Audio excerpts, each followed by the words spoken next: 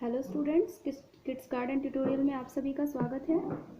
आज हम लोग क्लास 9 का चैप्टर 1 साइंस का उसको हम लोग पढ़ रहे थे, तो आज इसका पार्ट 2 है। ठीक है, अगर आप लोगों ने इसकी पार्ट 1 वाली वीडियो नहीं देखी है तो डिस्क्रिप्शन बॉक्स में लिंक दिया हुआ है, वहाँ से आप लोग उसको देख सकते हैं। ठीक है, तो हम लोग पढ़ रहे थे हमारे आसपास के पदार्थ। ठीक है, मैटर्स इन आवर सराउंडिंग्स। ठीक है, तो चलिए हम लोग उसके आगे देखते हैं। देखिए, हम लोग अब जानेंगे कि क्या पदार्थ अपनी अवस्था को बदल सकता है। देखिए, हम लोगों ने पदार्थ की अवस्था जानी थी। पदार्थ कितनी अवस्था थी? तो 3 थी, ठोस, द्रव और गैस। तो पदार्थ की अवस्था का बदलने का मतलब हुआ कि कोई भी चीज़ अगर ठोस है तो क्या वो द्रव में बदल सकती है, या फिर अगर कोई चीज़ द्रव है तो क्या वो गैस में बदल सकती है। तो यही हुआ उसकी अवस्था में परिवर्तन। ठीक है, और कैसे बदलती है, किस कारण से बदलती है, क्या रीज़न होता है उनके चेंज होने का, तो वो सब हम लोग जानेंगे। ठीक है, देखिए पदार्थ जब अवस्था चेंज करता है तो उसमें होता क्या है। देखिए यहाँ पे देखिए, ठोस के तापमान को बढ़ाने पर उसके कणों की गतिज ऊर्जा बढ़ जाती है। ठीक है, अगर कोई ठोस है, अगर हम उसका तापमान बढ़ा देंगे तो क्या होता है, उसके कणों की जो गतिज ऊर्जा होती है वो बढ़ जाती है, और गतिज ऊर्जा में वृद्धि होने के कारण कण अधिक तेजी से कंपन करने लगते हैं। उष्मा के द्वारा प्रदत्त की गई ऊर्जा कणों के बीच के आकर्षण बल को पार कर लेती है। इस कारण कण अपने नियत स्थान को छोड़कर अधिक स्वतंत्र होकर गति करने लगते हैं। ठीक है, और एक अवस्था ऐसी आती है जब ठोस पिघलकर द्रव में परिवर्तित हो जाता है। ठीक है, मतलब अगर कोई चीज़ ठोस अवस्था में है और अगर उसको अधिक तापमान दिया जाए, ठीक है, तो होता क्या है कि हम लोग को पता है कि ठोस का कण जो होता है वो आपस में काफ़ी सटा हुआ होता है, उसके बीच में स्पेस बहुत कम होती है। ठीक है, तो उसमें आकर्षण बल भी बहुत ज़्यादा होता है। ठीक है, लेकिन जब हम लोग उसको तापमान देते हैं, जब उसको तापमान दिया जाता है, हीट दिया जाता है, तो क्या होता है कि उनके जो बीच का आकर्षण बल है वो टूटने लगता है, और एक समय ऐसा आता है कि जब वो बिल्कुल स्वतंत्र हो जाता है उसके कण, और अपना स्थान को छोड़ करके इधर उधर गति करने लगते हैं। ठीक है, और एक अवस्था ऐसी आएगी जब जो ठोस है वो बिल्कुल पिघल करके द्रव में परिवर्तित हो जाता है। ठीक है, तो जिस तापमान पर ठोस पिघलकर द्रव बन जाता है वह इसका गलनांक कहलाता है। ठीक है, मतलब जिस टेम्परेचर पे जो ठोस है वो बदलकर द्रव बन जाता है तो उस टेम्परेचर को ही गलनांक कहा जाता है। ठीक है, देखिए, किसी ठोस का गलनांक उसके कणों के बीच के आकर्षण बल के सामर्थ्य को दर्शाता है। इसका कहने का मतलब है कि कोई भी जो ठोस है उसका कण में कितना आकर्षण बल है उसका गलनांक बताता है, यानी कि जिसका गलनांक अधिक होगा, मतलब उस चीज का जो कण है उसका आकर्षण बल बहुत ज़्यादा होगा, इसीलिए उसका गलनांक अधिक होगा। और अगर किसी चीज़ का कोई भी पदार्थ है उसका अगर कणों के बीच में आकर्षण बल कम है तो उसका गलनांक भी कम होगा। तो इसीलिए गलनांक हमें क्या बताता है, कणों के बीच के आकर्षण बल को दर्शाता है। ठीक है, उसके बाद देखिए कि बर्फ का गलनांक यहाँ पे बताया गया 273.16 केल्विन है। ठीक है, गलने की प्रक्रिया यानी ठोस से द्रव अवस्था में परिवर्तन को संगलन भी कहते हैं। ठीक है, संगलन भी कहते हैं। किसी ठोस के गलने की प्रक्रिया में तापमान समान रहता है। ठीक है, ऐसे में ऊष्मीय ऊर्जा कहाँ जाती है? तो देखिए, गलने के प्रयोग की प्रक्रिया के दौरान आपने ध्यान दिया होगा कि गलनांक पर पहुंचने के बाद जब तक संपूर्ण बर्फ पिघल नहीं जाती तापमान नहीं बदलता। बीकर को ऊष्मा प्रदान करने के बावजूद भी ऐसा ही होता है। कणों के पारस्परिक आकर्षण बल को वशीभूत करके पदार्थ की अवस्था को बदलने में इस ऊष्मा का उपयोग किया जाता है। ठीक है, चूंकि तापमान में बिना किसी तरह की वृद्धि दर्शाए इस ऊष्मीय ऊर्जा को बर्फ अवशोषित कर लेती है। यह माना जाता है कि यह बीकर में ली गई सामग्री में छुपी हुई रहती है, जिसे गुप्त ऊष्मा कहते हैं। ठीक है, यह गुप्त ऊष्मा का अभिप्राय छुपी हुई से है। ठीक है, यानी ये छुपी हुई एक तरह की ऊष्मा होती है। ठीक है, वायुमंडलीय दाब पर 1 केजी ठोस को उसके गलनांक पर द्रव में बदलने के लिए जितनी ऊष्मीय ऊर्जा की आवश्यकता होती है उसे संगलन की प्रसुप्त ऊष्मा कहते हैं। ठीक है, अर्थात 0 डिग्री सेल्सियस यानी कि 273 केल्विन। ठीक है, यहाँ देखिए 0 डिग्री सेल्सियस 273 केल्विन जो है ये दोनों इक्वल है। ठीक है, मतलब कि हम लोग सेल्सियस को केल्विन में बदलने के लिए क्या कर सकते हैं कि जो सेल्सियस में रहेगा उसमें हम लोग 273 ऐड कर देंगे तो वो केल्विन में चेंज हो जाएगा। ठीक है, तो देखिए यहाँ पे ये वही यहाँ पे बताया गया है। देखिए, फिर जल के कणों की ऊर्जा उसी तापमान पर बर्फ के कणों की ऊर्जा से अधिक होती है। जब हम जल में ऊष्मीय ऊर्जा देते हैं तो कण अधिक तेजी से गति करने लगते हैं। मतलब जब हम जल को टेम्परेचर देंगे, हीट देंगे, तो उसका कण क्या होगा, अधिक तेजी से गति करने लगेगा, और एक निश्चित तापमान पर पहुंचकर कणों में इतनी ऊर्जा आ जाती है कि वे परस्पर आकर्षण बल को तोड़कर स्वतंत्र हो जाते हैं। ठीक है, बहुत ज़्यादा हीट मिलता है तो उसके कण का जो आकर्षण बल है उनके बीच का वो टूट जाता है और वो बिल्कुल स्वतंत्र हो जाते हैं। इस तापमान पर द्रव जो है वो गैस में बदलना शुरू हो जाता है। ठीक है, उसके बाद देखिए वायुमंडलीय दाब पर वह तापमान जिस पर द्रव उबलने लगता है उसे इसका क्वथनांक कहते हैं। ठीक है, क्वथनांक किसे कहते हैं? तो वायुमंडलीय दाब पर वह तापमान जिस पर द्रव उबलने लगता है उसे इसका क्वथनांक कहते हैं। क्वथनांक समष्टि गुण है, द्रव के सभी कणों को इतनी ऊर्जा मिल जाती है कि वे वाष्प में बदल जाते हैं। ठीक है, जल के लिए तापमान कितना है? 373 केल्विन। ठीक है, ये इसका क्वथनांक हो गया, यानी कि 373 केल्विन में जल जो है उबलने लगता है। ठीक है, क्या आप वाष्पीकरण की गुप्त ऊष्मा को परिभाषित कर सकते हैं? इसे उसी तरह परिभाषित कीजिए जैसे हमने संगलन की प्रसुप्त ऊष्मा को परिभाषित किया। ठीक है, अब तापमान पर भाप अर्थात वाष्प के कणों में उसी तापमान पर पानी के कणों की अपेक्षा अधिक ऊर्जा होती है। ऐसा इसलिए है क्योंकि भाप के कणों ने वाष्पीकरण की गुप्त ऊष्मा के रूप में अतिरिक्त ऊष्मा अवशोषित कर ली है। ठीक है, अब यहाँ देखिए हम लोग पढ़ रहे थे कि पदार्थ का अवस्था में परिवर्तन। ठीक है, अगर ठोस है तो अगर उसको हमें द्रव में चेंज करना है तो इसके लिए हमको करना क्या होगा? उसमें हम लोगों को हीट करना पड़ेगा, हीट देना होगा, उष्मा देना होगा। ठीक है, ठोस से द्रव में बदलने के लिए उष्मा देना होगा और फिर द्रव से गैस में बदलने के लिए हमें फिर से उसमें उष्मा देनी पड़ेगी। ठीक है, लेकिन जब गैसीय अवस्था में जो है उसको अगर हमें द्रव अवस्था में लाना तो हमें उसको ठंडा करना पड़ेगा। ठीक है, और जब जो द्रव अवस्था में है उसको ठोस पे लाना है तो उसको भी हमें ठंडा करना पड़ेगा। इसका एग्जांपल आप देख सकते हैं, देखिए पानी है। ठीक है, पानी से हम लोग बर्फ जमाते हैं, तो बर्फ जमाने के लिए क्या हम लोग उसको गर्म करते हैं या फिर ठंडा करते हैं? तो इसका जवाब होगा कि हम लोग पानी को ठंडा करते हैं, यानी कि पानी को हम लोग क्या करते हैं? रेफ्रिजरेटर में डाल देते हैं और वो जितना ज़्यादा ठंडा होगा तो वो जमने लगता है, बहुत ज़्यादा लो टेम्परेचर मिलने के कारण। ठीक है ना, तो यानी कि जो द्रव है हम लोग उसको ठंडा कर दिए तो वो ठोस में बदल गया। ठीक है, और फिर देखिए गैसीय अवस्था का द्रव अवस्था में। ठीक है, तो इसका एग्जाम्पल आप देख सकते हैं, कभी भी देखिएगा आप लोग कि खाना जो भी गर्म बना हुआ रहता है, ठीक है, तो जब बना के कंप्लीट हो जाता है तो हम लोग उसको ढक देते हैं कोई भी बर्तन से। ठीक है, तो जब आप लोग थोड़ी देर के बाद देखिएगा, थोड़ा जब खाना ठंडा हो जाता है तो आप लोग थाली को उठा करके देखिएगा, आपको थाली के ऊपर में पानी नजर आएगा। वो पानी कहाँ से आया? जब आपने बर्तन से ढका था तभी तो वो पानी नहीं था, तो वो पानी कहाँ से आया? तो देखिए जो खाना आपने ढका था वो तभी गर्म था, उससे जो भाप उठा यानी कि गैस, ठीक है, वो गैस जैसे धीरे धीरे ठंडा होता गया वही पानी में बदल गया। ठीक है, और इसी तरह से थाली में के ऊपर जो है पानी आ जाता है। ठीक है, तो यानी कि गैस को द्रव में बदलने के लिए क्या होना पड़ा? ठंडा होना पड़ा। ठीक है, तो हम लोग समझ गए कि किस तरह से अवस्था का परिवर्तन होता है पदार्थों में। ठीक है, तो अतः हम ये कह सकते हैं कि तापमान बदलकर हम पदार्थ को एक अवस्था से दूसरी अवस्था में बदल सकते हैं। ठीक है, मतलब तापमान में चेंज लाएंगे, या तो बढ़ा देंगे तो भी उसमें परिवर्तन हो जाएगा या फिर घटा देंगे तो भी उसमें परिवर्तन हो जाएगा। ठीक है, हमने सीखा कि गर्म करने पर पदार्थ की अवस्था बदल जाती है, गर्म होने पर ये ठोस से द्रव एवं द्रव से गैस बन जाते हैं। लेकिन कुछ ऐसे पदार्थ हैं जो द्रव अवस्था में परिवर्तित हुए बिना ठोस अवस्था से सीधे गैस में और वापस ठोस में बदल जाता है। ठीक है, देखिए आप लोग इस अवस्था को ऐसे ऊर्ध्वपातन कहते हैं। ठीक है, ऊर्ध्वपातन में क्या होता है, देखिए यहाँ पे कि द्रव अवस्था में परिवर्तित हुए बिना ही ठोस अवस्था से सीधे गैस में और वापस ठोस में बदलने की प्रक्रिया को ही ऊर्ध्वपातन कहते हैं। ठीक है, इसका एग्जांपल आप लोग देखिए कपूर देखे होंगे, पूजा में जो जलाया जाता है। ठीक है, पूजा में जो कपूर जलाया जाता है तो कपूर जो होता है वो क्रिस्टल टाइप का होता है, तो वो क्या है? एक ठोस है। ठीक है, लेकिन जब हम लोग उसको हीट करते हैं, यानी जब हम लोग जलाते हैं, आरती वगैरह में यूज किया जाता है वो, तो उसमें क्या होता है, देखिए क्या वो कोई लिक्विड छोड़ता है?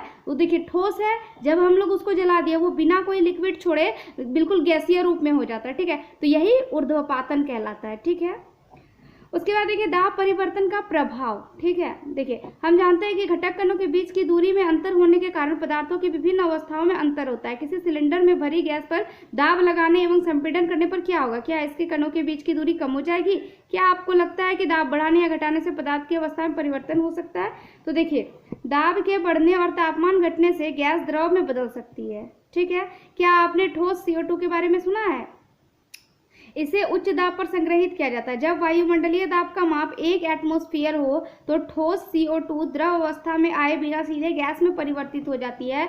यही कारण है कि ठोस कार्बन डाइऑक्साइड को शुष्क बर्फ कहा जाता है। ठीक है, ठोस कार्बन डाइऑक्साइड को शुष्क बर्फ कहा जाता है। ठीक है, CO2 जिसको बोले हम लोग वो है ठोस कार्बन डाइऑक्साइड, इसका नाम शुष्क बर्फ भी है। क्यों? क्योंकि ये ठोस से सीधे गैसीय अवस्था में परिवर्तित हो जाता है। ठीक है, इसीलिए इसको शुष्क बर्फ कहा जाता है। ठीक है, इस तरह हम कह सकते हैं कि पदार्थ की अवस्था यानी ठोस, द्रव और गैस दाब और तापमान के द्वारा तय होती है।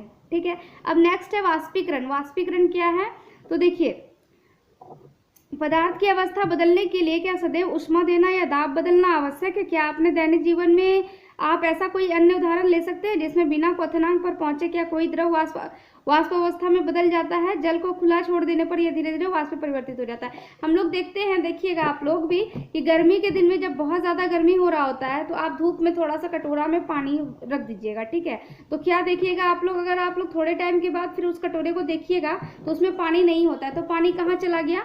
तो वो पानी जो है उसका वाष्पीकरण हो जाता है। कैसे? तो देखिए गर्मी का दिन है तो सूर्य से है बहुत ज़्यादा उष्मा मिल रहा होता है उस समय, तो वही उष्मा जो है उस समय वो वाष्पीकरण की क्रिया को करती है। ठीक है, तो इसी कारण से देखिए यहाँ पे जो पानी था वो बिना ही उबले लेकिन वो वाष्प में बदल गया। ठीक है, तो इसीलिए ज़रूरी नहीं है कि दाब और तापमान ही ज़रूरी है किसी भी चीज़ की अवस्था को बदलने के लिए। ठीक है, जैसे कि यहाँ पे हम लोग वाष्पीकरण का एग्जाम्पल देख सकते हैं। जैसे कि देखिए वाष्पीकरण का और एक एग्जाम्पल है कि गीले कपड़े सूख जाते हैं। ठीक है, इन उदाहरणों में जल का क्या हुआ, तो जब हम लोग गीला कपड़ा जो डालते हैं तो उसका पानी कहाँ चला जाता है? ठीक है, देखिए हम जानते हैं कि पदार्थ के कण हमेशा गतिशील होते हैं। ठीक है, और कभी रुकते नहीं है। एक निश्चित तापमान पर गैस, द्रव या ठोस के कणों में विभिन्न मात्रा की गतिज ऊर्जा होती है। द्रवों में सतह पर स्थित कणों के कुछ अंशों में इतनी गतिज ऊर्जा होती है कि वे एक दूसरे के कणों को के आकर्षण बल से मुक्त हो जाते हैं। क्वथनांक से कम तापमान पर द्रव के वाष्प में परिवर्तित होने की इस प्रक्रिया को